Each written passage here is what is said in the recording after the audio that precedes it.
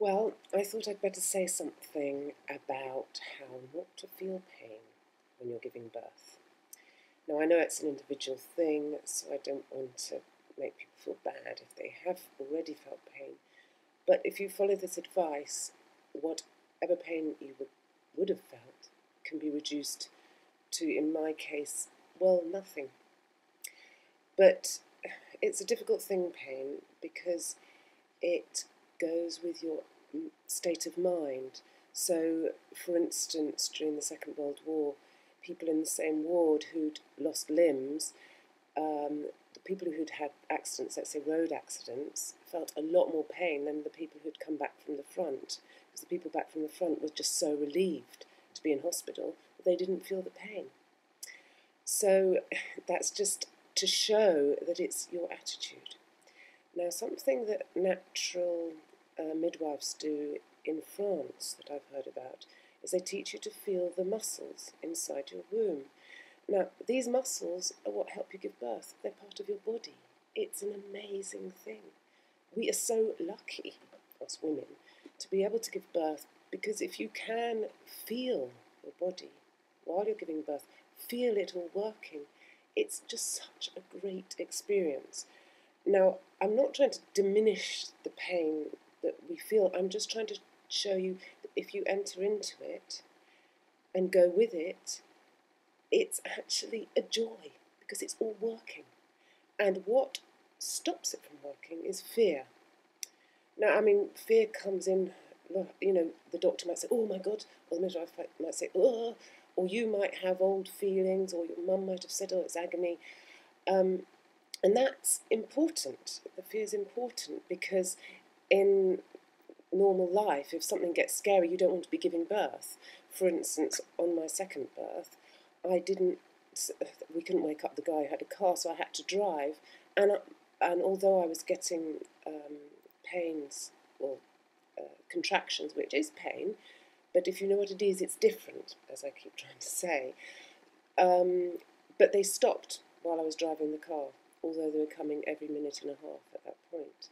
And then when I got to the hospital on this one, they didn't believe I was giving birth, so I was on my own. I was left on my own, and they didn't even call the midwife, so I actually gave birth on my own, which is not actually advisable. You do need a midwife there, because there needs to be someone to check whether the cord's around the neck, because that's why you get death, and for any other problem. And, even for a breech birth, of course, for all births, you should have a qualified midwife there.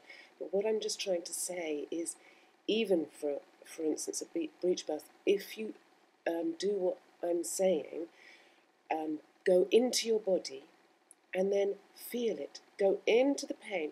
Feel the muscles moving. Feel the muscles trying to push the baby down. Feel the baby in there that also wants to come out.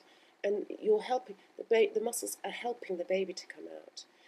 And you can even commune with the baby. It's an incredible feeling. And go with your body. Go with what you're saying. If you don't want to push, usually it's because you're not ready to push yet. If you push against something that's not ready, then you get bruised, and no one's to know that except for you. Now, I'm not saying ignore doctors and midwives, but try and stay centered in your body. Try and stay in your womb at all times, and imagining it opening with ease. Imagine it opening like a flower.